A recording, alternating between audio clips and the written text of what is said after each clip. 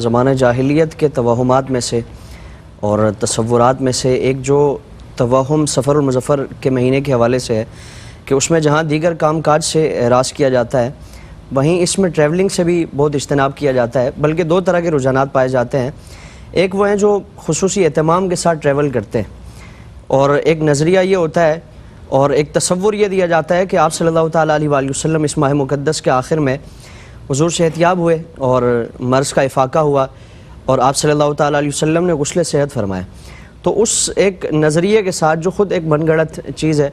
اس کے ساتھ وہ جشن کا ایک معاملہ کیا جاتا ہے، باقاعدہ وہ تفریح کے لیے نکل جاتے ہیں کچھ لوگ کہ ان ایام میں آپ صلی اللہ تعالیٰ علیہ وسلم کے مرض کی شدت میں کمی آئی تھی۔ اور دوسرا رجحان ایک یہ پایا جاتا ہے کہ سفر چونکہ آفتوں کا مہینہ ہے، بلاؤں کا مہینہ ہے، تو اس لیے اس ماہ مقدس میں کسی بھی طرح کا سفر نہ کیا جائے اور گھر سے باہر نہیں نکلتے، کسی لمبے راستے پر نہیں جاتے کہ یہ آفتوں کا مہینہ ہے، ایسا نہ ہو کہ وہ آفات وہ ہمیں اپنی لپیٹ میں لے لیں۔ سب سے پہلی چیز یہ کہ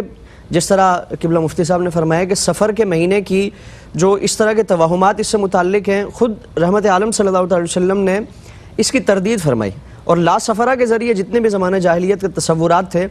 ایک ہی جملے میں حضور نے ساری چیزوں کو رد فرما دیا۔ فرمایا کہ سفر کے متعلق جو بھی توہمات ہے اس کی کوئی حقیقت نہیں ہے، سفر میں آفات کا نازل ہونا، بلائیں نازل ہونا، اس کی کوئی حقیقت و حیثیت نہیں ہے، بلکہ اگر سید عالم صلی اللہ علیہ وسلم کی حیات طیبہ کا معاملہ دیکھیں تو حضور نے کئی تاریخی اور کئی جو اہم اسفار تھے حضور نے اس ماہ مقدس میں فرمائے۔ جس طرح سید عالم صلی اللہ علیہ وسلم نے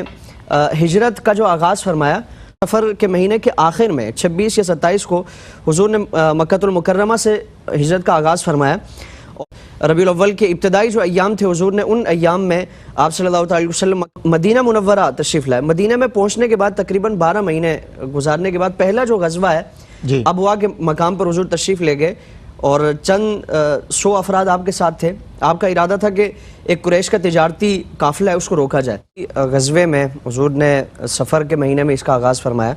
اور اگرچہ وہ غزوہ اس میں لڑائی کی نوبت نہیں آئی کہ وہ قافلہ پہلے جا چکا تھا۔ پھر اسی طرح مشہور جو فتح اللہ تعالیٰ نے مسلمانوں کا عطا فرمائی خیبر کی،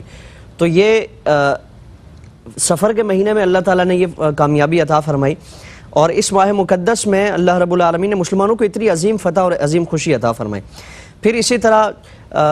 اسود انسی جو 11 ہجری میں جس کو واصل جہنم کیا گیا، جھوٹا مدعی نبوت، تو اس کو بھی اسی ماہ مقدس میں اور اس کے خلاف جہاد کیا گیا اور اس کو واصل جہنم کیا گیا۔ پھر اسی طرح حضرت عمر فاروق رضی اللہ تبارک و تعالیٰ عنہ کے دور میں مدائن کو فتح کیا گیا، کسریٰ کے تمام شہروں کو فتح کیا گیا، یعنی اس زمانے کی سپر پاور کو جو شکست دی گئی وہ اس ماہ مقدس میں۔ پھر حضرت صفیہ کا جو نکاح حضور سے، تو آپ صلی اللہ علیہ وسلم نے اس ماہ مقدس میں یہ ایک اہم کام ہے، بابرکت کام ہے، اس ماہ مقدس میں حضور نے کیا۔ تو اس ماہ مقدس میں حضور نے اس طرح کے توہمات سے اس کو پیش نظر رکھتے ہوئے کسی چیز کو موقوف نہیں فرمایا، کسی چیز کو آپ نے روکا نہیں، بلکہ تمام اسفار اسی ترتیب کے ساتھ، اسی معمول کے ساتھ جاری رکھے۔ پھر جو دوسرا رجحان ایک پایا جاتا ہے کہ مرض کی شدت سے افاقہ ہوا تھا اور اسی لیے تفریح کی جاتی ہے اور سیر کے لیے نکل جاتے ہیں، تو یہ بھی ایک من گھڑت بات ہے، نہ کوئی اس کی روایت ہے، نہ کوئی اس طرح کی حیثیت ہے، بلکہ ان ایام میں آپ صلی اللہ علیہ وسلم کے مرض کی شدت تھی، اور مدینہ میں یہود میں ایک جشن کا سما تھا کہ مسلمانوں کے نبی وہ اس دنیا سے تشریف لے جا رہے ہیں، مسلمانوں کی جو طاقت و تقویت ہے اس میں کمی آئے گی، تو اس وجہ سے یہود میں یہ جشن کا اور عیسائیوں میں یہ جشن کا سما تھا۔ مسلمانوں میں تو حضور کے اس مرض کی وجہ سے اور اس تکلیف کی وجہ سے ایک افسردگی تھی، ایک پریشانی تھی۔ حضور کے مرض کی شدت میں افاقہ نہیں ہوا تھا، بلکہ یہ شدت ہی تھی، اور اسی کیفیت میں آپ صلی اللہ علیہ وسلم کے ایام گزرے ہیں۔ تو اس میں